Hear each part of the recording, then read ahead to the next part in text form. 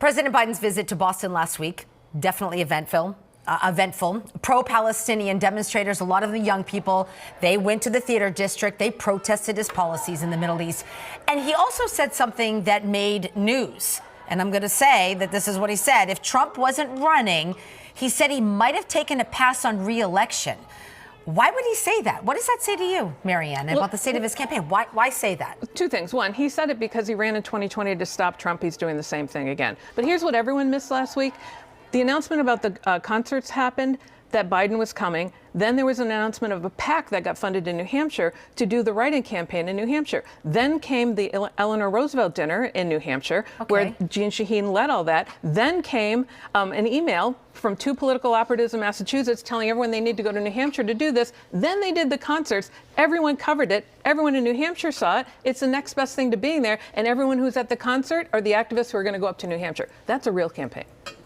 Sure, the Democratic apparatus is doing a good job, but President Biden's undermining his own reason for running by saying 50 Democrats could beat Trump, not just me. That's how he followed up from Boston. Well, he doesn't want to demean his own people in the party necessarily, but do you think he's the only one that can beat Trump? Is he the only Democrat? Yes, I do, and so does the Democratic Party, and they want Trump because they know that's the only person Biden could beat. No.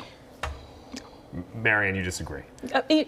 He's the one we know can beat Trump. We all need him to win because it will be the end of our democracy, period, full stop. But there are other Democrats out there who could do a great job and will be out there for him. All right, let's talk about somebody who's probably bigger than both Trump or Biden. Taylor Swift, Time Magazine's Person of the Year for this year. She has a very large soapbox. She's not afraid, at least in the last couple of years, to take political stands.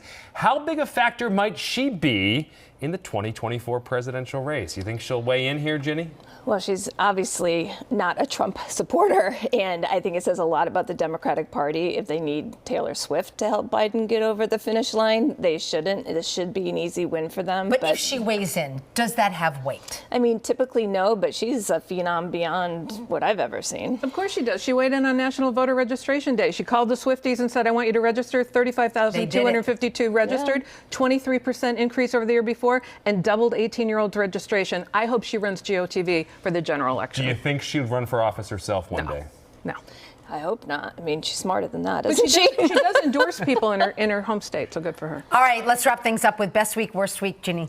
Worst week, the three college presidents who were given an opportunity to say yes or no to whether genocide against Jews should be acceptable on college campuses. It's outrageous. They should all be fired. Marianne? Worst week, the deafening silence about Hamas using rape against women in Israel. The first images we saw on October 7th were of women fleeing for their life who were then raped by Hamas. Everyone was silent on it. Shameful. It hurts women around the world. It's a crime. Rape is rape, and it needs to be adjudicated. Thanks for joining us. See you next week.